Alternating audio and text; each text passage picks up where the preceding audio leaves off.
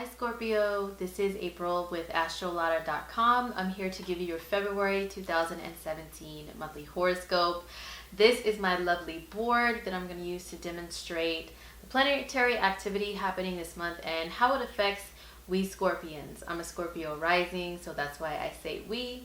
So I'm feeling all of this right along with you guys. So let me just break down the energy and tell you how it's going to affect us this month.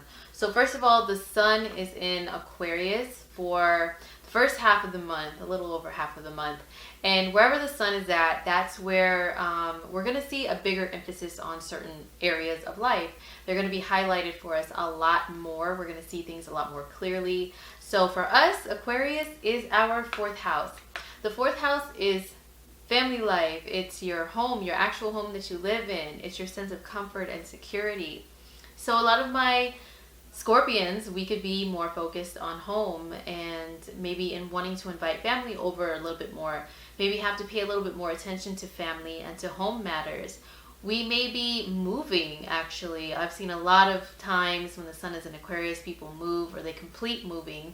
I know the last time I moved, it was during Aquarius season, so it definitely makes sense for that to be a possibility for some of my Scorpions during this time. Venus on the 3rd, she changes signs into Aries from Pisces. So wherever Venus travels, Venus represents not only just love and relationships, but she also represents how we enjoy ourselves in the physical realm, if you will, as physical beings. So we're going to be enjoying ourselves in not as much of a fun way as when Venus was in Pisces in our 5th house. Because the 5th house is a house of fun and romance and the things that give you butterflies in your stomach and make your heart beat really fast, like, and things that open up your heart chakra. That's the 5th house.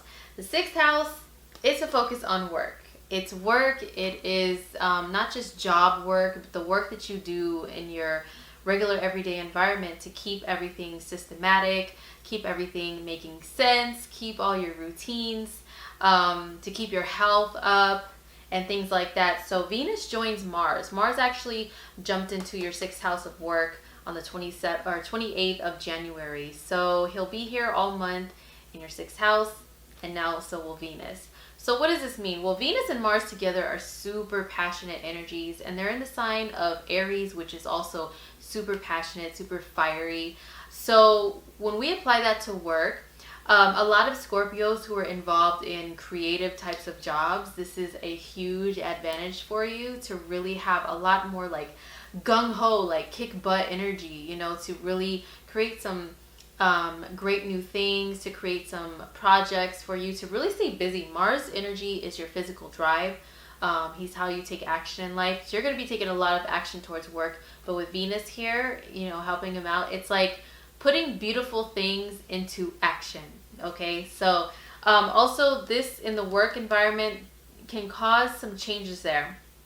The changes could be like, they could be positive. Mars is kind of aggressive, to be honest. Venus smooths things out. Like, she's a diplomat. She is like, can we all just get along? We don't need to fight up in here, people. Let's just make the world beautiful. So if there are any things that come about in the work environment, like say any disagreements, any annoyances, Venus energy there can help to kind of step in and say, you know what? No, we're just going to chill. Let's not let this get to us. Okay, and let's just keep on moving, making the world and making our work and our work environment a beautiful place, an enjoyable place. Now, if you're not a working Scorpio, then this can be an emphasis on health, on beautifying your physique, you know, your physical body a lot more. Venus energy in the 6th house and Mars, you know, the 6th house also rules habits, daily habits that we have. These can mean bad habits as well, like if you have a bad diet. Mars energy is impulsive and Venus energy can be kind of addictive towards things that are pleasurable and especially sweets. So I would say to really be mindful of your diet this month, Scorpio. Don't fall back on your diet by being impulsive and but just sweet stuff and, you know, really yummy, rich, like indulgent foods. But instead use this energy towards wanting to feel good, physically, a lot better and healthy and active, so that requires a good diet. I'm not a dietitian or anything like that. I'm just an astrologer, and I see the potential for this energy to bring that to a Scorpion. So health, we have an opportunity to better that, and also our work environment this month. On the 6th of the month, we have Jupiter, the planet of abundance and expansion and good luck and opportunity, moving retrograde. And for we Scorpions, Jupiter's in Libra in our 12th house. The 12th house is the house that rules connecting with what is not seen, what is unconscious, okay? And also the spirit world, if you are a believer and open to the spirit world. The 12th house is also hidden, things that are hidden. So we can have hidden blessings in disguise. Like, it's kind of like having a hidden guardian angel really looking out for you. Some people believe that to be true no matter what, astrology is going on. Whoops. But this can mean that we really do have unseen forces looking out for us a lot more this year while Jupiter is in our 12th house. Now Jupiter is going retrograde, so that can bring opportunities and hidden blessings back to us, maybe ones that were missed before. But just keep in mind, once Jupiter moves forward, which is in June of this year, of 2017, there can be some changes that happen, but there can be some things that are brought back to us. And just this whole year while Jupiter is in your 12th house, Scorpio, really pay attention to your dreams. Pay attention to your intuition as far as greater opportunities. On the 7th of February, we have Mercury switching signs, and Mercury is a planet that rules communication, rules how we type, how we text, how we email, how we speak, and all of that stuff. Mercury is also our logical thought processes. So wherever Mercury travels, that's where our mind is going to be focused on a lot more.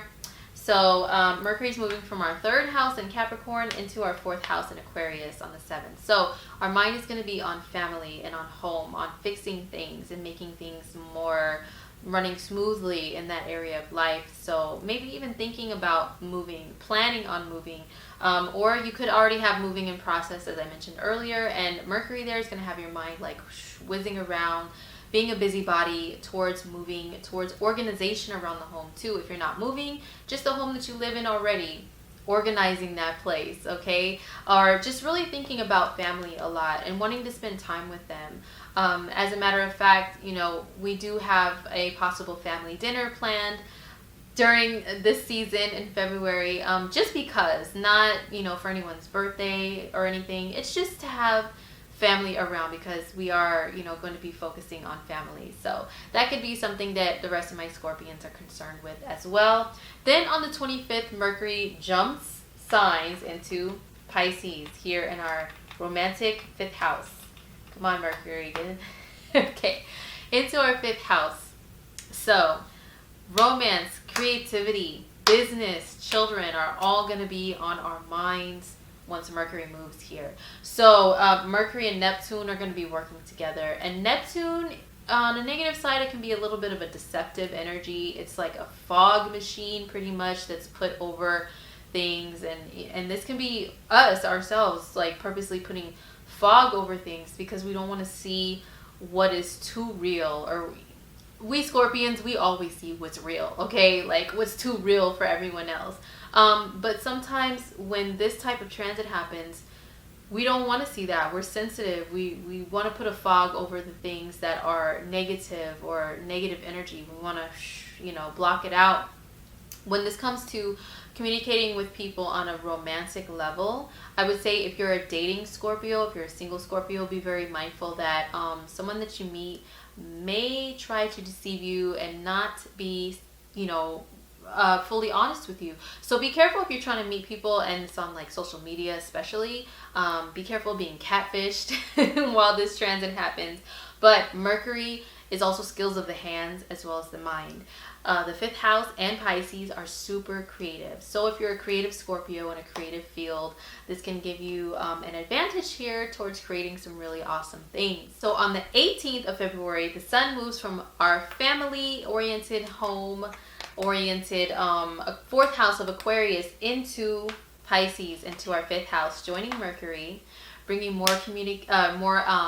creative energy into our lives, into our world, and also more romantic energy if you are into romance. So and this is also your own business that you build from scratch. Like, you birthed that business yourself and created everything within that business.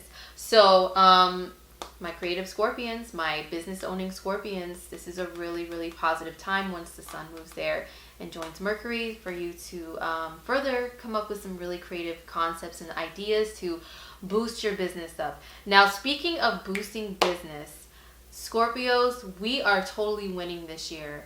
Okay, but first I'm just going to focus on February. There's an eclipse that happens on the 10th or 11th of February that, depending upon where you live, is depending upon the date, that really is going to boost Scorpio's career and their social status or social standing. A lot of my Scorpions may become well known sometime this year because of this eclipse. So let me explain it. Okay, I'm so excited for this eclipse myself too as a Scorpio. So it's happening in Leo, which for us is our 10th house. And you see, this is the very top of the chart. This is like the highest achievement. So we are going to be seeing a lot more. And I say the next 6 months because that's about how long the effects of eclipses last. So you may not see something bam right away on the 10th or 11th, just boom, magically happen and boost your career, boost you into the spotlight. But something leading up to this eclipse and then after this eclipse, in the months following, can happen and can be brought about. It does give you a boost in career. So this is really exciting. While this is happening, this is the moon here in the 10th house of career. And the sun is down here in the 4th house of home and family. So there's kind of a push and pull here, an opposition going on here with the sun and the moon. So you may be, the moon is your emotional self, and your emotions and your passion may be driven towards career. But then your family is down here, like, don't forget about us, Scorpio. We're down here, you know, we're still here. We still support you. We still depend upon you and care about you. Don't forget about your home and family life. Okay, so there can be great changes in both areas that work together. But there may be still some conflicts for some of us Scorpios. So make sure you work to balance all of that stuff out. But another exciting thing with this eclipse is it's making a trine, which is a very positive aspect, to 2 other planets, to Saturn in Sagittarius here in our 2nd house of earned income and money, and then to Uranus here in our 6th house of work, the work environment and the job that you have.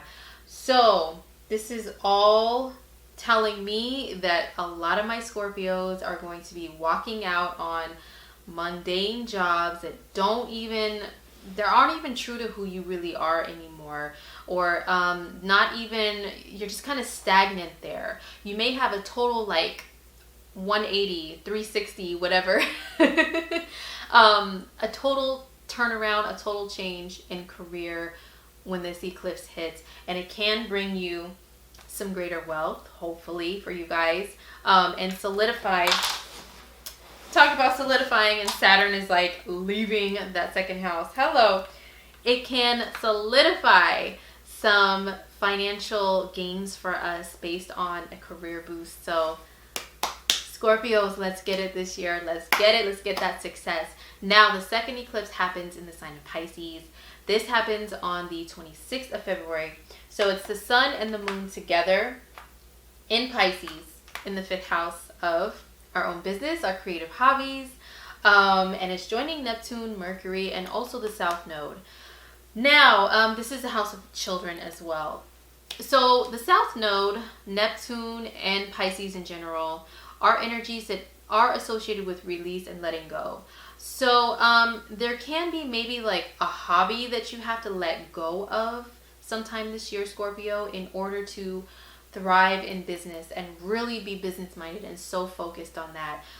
So yeah, that would be kind of sad if that happens, but just remember it's to welcome in new, okay? And also, this is the house of children, and I don't want my Scorpios, I know we Scorpions can get kind of paranoid and scared and think like the darkest things, you know, about certain things that are explained to us. So I don't want you to think letting go when it comes to your children has to mean like something scary. You know, don't let your mind go there. It can just mean that if we do have children, they're growing up and they're going to go through some sort of change in life that even further shows us how much they are growing up and how much we have to let go as parents and let them be adults, you know, or grow into young adults or young people that are responsible for themselves and they have their own lives. And whew, all that stuff is going to start making me cry because I'm a mom. But there can be a sense of letting go, some like up in the mind and the mental, you know, for us as parents, if we are parents.